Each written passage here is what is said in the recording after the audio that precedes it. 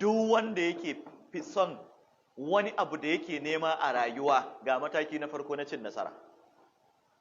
Kana so ka zama babban likita, kana so ka zama babban injiniya, kana so ka zama babban barista, kana so ka zama babban ɗan kasuwa mai albarka, mai taimakon musulunci, mai gina makarantu, mai gina masallatai, mai ɗaukan nauyin marayu, haka kake ji a zuciyarka?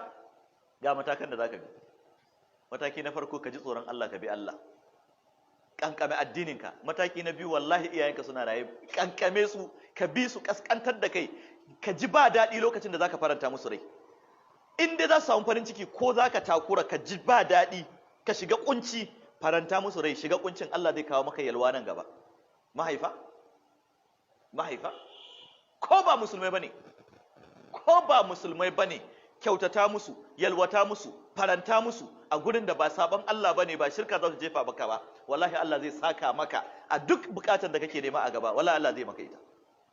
Wannan matakai ne guda biyu. Bi Allah, ba shirka a lamuranka, ka kankame ubangiji, kyautata wa iyayenka, ka samu wasu manya-manyan stages na success a rayuwarka. Hanyoyi ne na samun cin nasara a rayuwa. Balle kuma a ce ka ɗauko sauran prerequisite ɗin ka haɗa. What are they? Kyautata wa mutane, mu'amalanka tsakaninka da mutane, kyautata musu, faranta musu, ka shanye cutarwansu. Kisa shi ma success na rashin faɗawa cututtukan zuciya su ma guda biyu ne. Kar ka riƙe haƙoƙin mutane, kar kuma ka yadda haƙoƙinka da aka taɓa a wajen mutane su dame ka. Wannan su ne guda biyu.